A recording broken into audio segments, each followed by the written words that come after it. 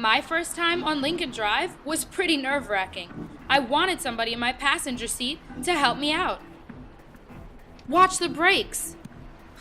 That was way too close. The twists and turns of the drive often remind me of my students and their parents.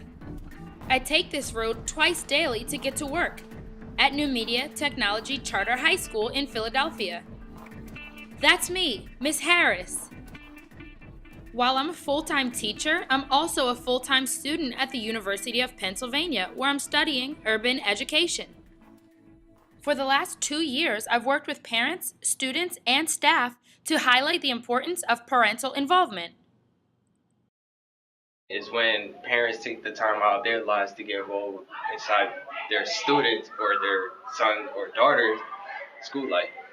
Parental involvement is when you're involved in your child's social life, school life, and just life in general.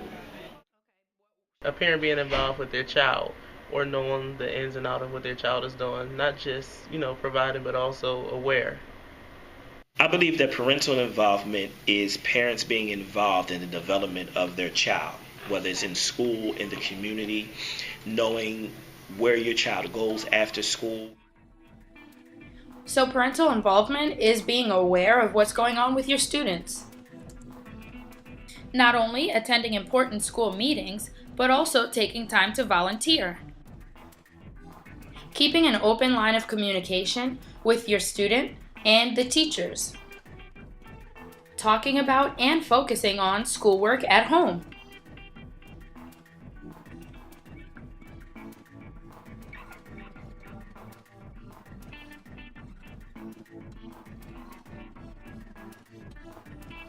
Parental involvement is crucial because it can lead to better student outcomes. Higher self-esteem.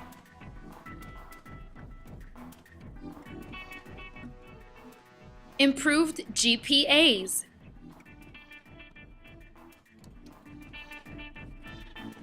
Lower student high school dropout rates.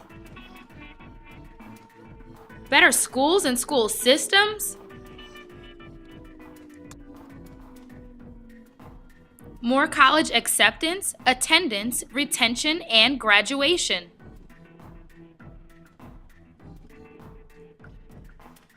More academic funding and scholarships. Better jobs after high school and college.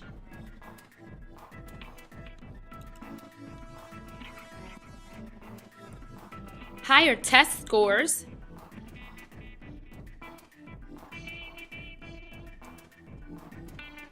Lower rates of teen pregnancy, and more productive citizens.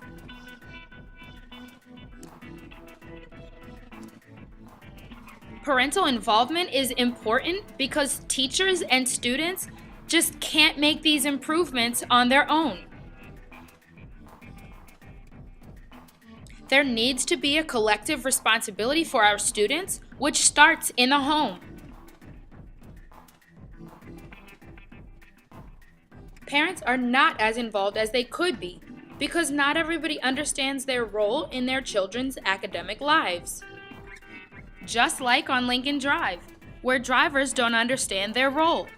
Sometimes people go too slowly, but then you have people who are going extremely too fast. But it would absolutely work if people were to drive the speed limit and stay in their lane.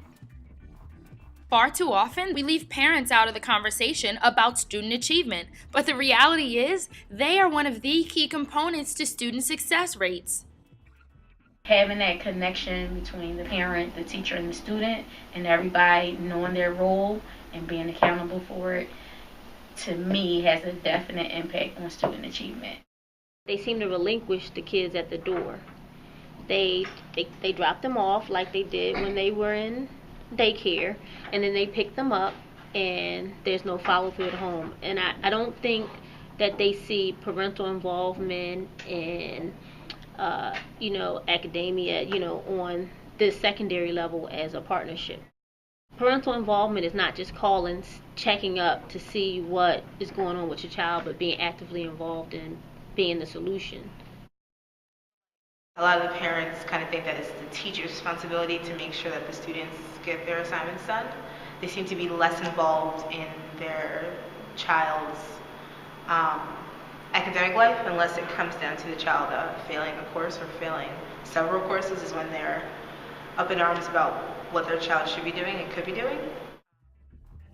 If parents are not as involved as they could be, what's holding them back?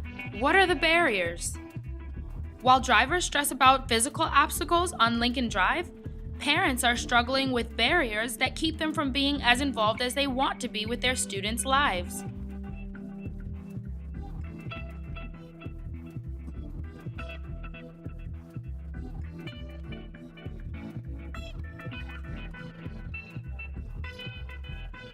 You have to go back generations.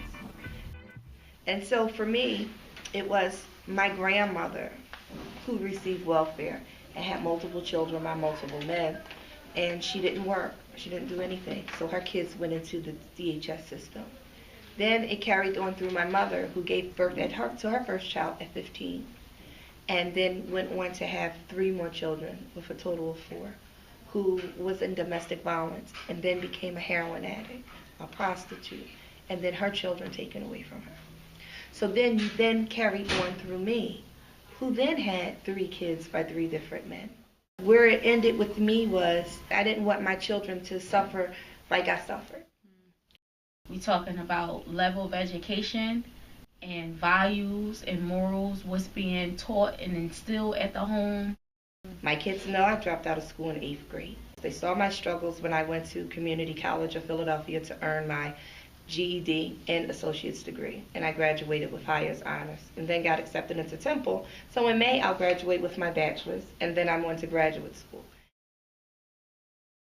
And so for me and my family, I have a tumor in my brain and I have lupus. Matter of fact, that's where we're coming from, the doctors.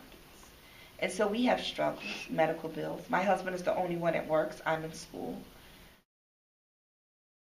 We don't know what these parents may be going through. We don't know what these children may be going through. We don't even know if the kids know what's going on with the parents.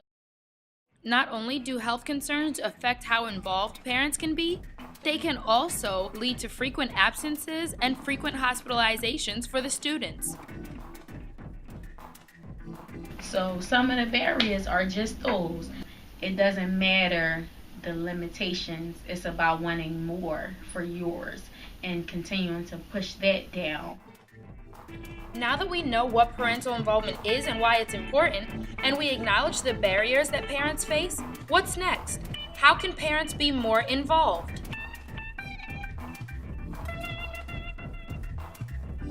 We can't just want more for our kids. We have to show them. We have to model.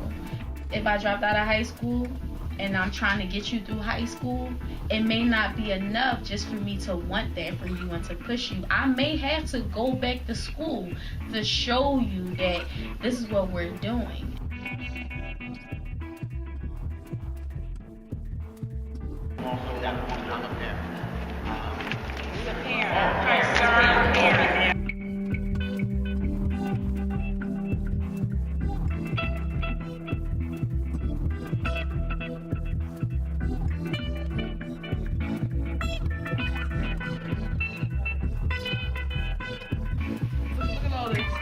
Wow. And for every test the question gave, 94 and above. What, 84 and above? Wow, so Glenda, are you serious?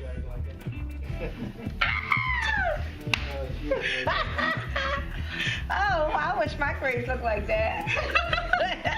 This is phenomenal. Well, fathers do not realize the true importance they have in their sons and their daughters' lives, especially in education. Because you're more likely to go to school, go to college, if your father's sitting down saying, not after high school, not after you get your diploma, after you get your degree. I think that a lot of parents, to their credit, don't really understand the power that they wield in their child's educational life. They feel that perhaps I wasn't the best student, or maybe I don't understand math that well, or I never got that when I was in school, that they don't have something to contribute. But they really do. And I think what they have to contribute is even more powerful than that of a teacher, because that is their child. They spend that time with them. They spent their time nurturing them.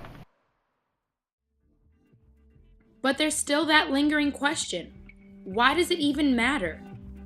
While in 2013 we celebrate higher high school graduation rates, more and more high school seniors are graduating without the ability to read.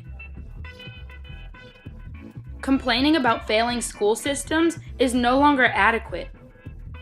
Because while we keep complaining, our communities and children continue to suffer from low self-esteem, low grades, low graduation rates, less than adequate schools, less college acceptances and graduations, student loan debt or the inability to attend college, low-paying jobs and unemployment, failing test scores, teen pregnancy, and an unfulfilled existence. On the drive, if everyone stays in their lane and abides by the speed limit, it's smooth sailing. When parents find ways to cope with and overcome the barriers that exist in their lives, students and communities will be afforded an even better opportunity for success.